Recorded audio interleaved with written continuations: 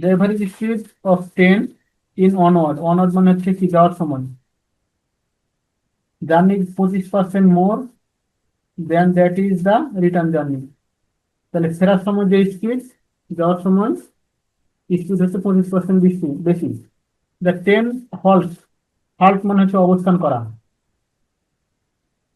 For an hour on reaching the destination, মানে যাওয়ার পর সে 1 ঘন্টা বিশ্রামে ছিল। The total time taken for the complete of journey to and from 17 hour. তাহলে যাওয়া আসাতে সময় লাগলো মোট কতক্ষণ? 17 ঘন্টা। 17 ঘন্টা। কভারিং এর ডিস্টেন্স 800 কিলোমিটার।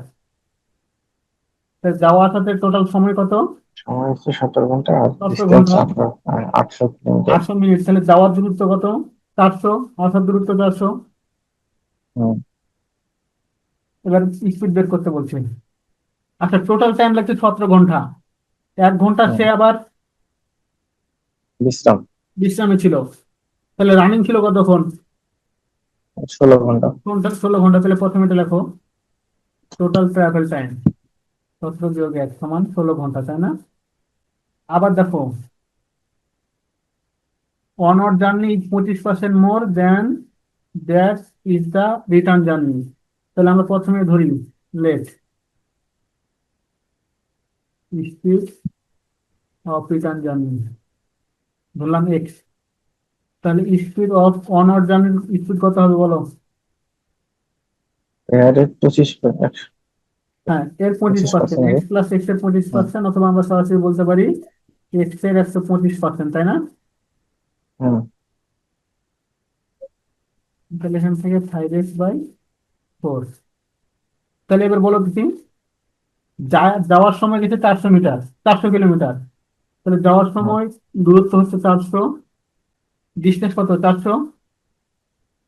তার বেগ ছিল 5x/4, এটা হচ্ছে সময়, প্লাস একইভাবে 5x/4। 400, তাহলে এখানে বেগ ছিল হচ্ছে উপরে তাহলে এক্স। টোটাল, এটাই টোটাল সময়, টোটাল সময়টা হয়ে গেল 16। যাইতে সময় প্লাস আসতে সময়, এটা হচ্ছে টোটাল সময়। এটা একটু ক্যালকুলেশন করি, 1600/5x প্লাস 400/x সমান হচ্ছে 16। তাহলে একটু লসের করো, এখানে লসের করবো কত? 5x। তাহলে 1600 + 2000 সমান হচ্ছে 16, বা তাহলে 80x সমান হচ্ছে 3600। অতএব x সমান পাচ্ছে হচ্ছে 45। আমাদেরকে বের করতে বলছে কি? Onward journey, speed of the onward journey. আমরা স্পিড পেলাম কোনটা? রিটার্ন জার্নির স্পিড পেলাম। রিটার্ন। হ্যাঁ। তাহলে লেখো অনওয়ার্ড স্পিড, তাহলে 545/4 হচ্ছে 56.25 কিলোমিটার পার আওয়ার।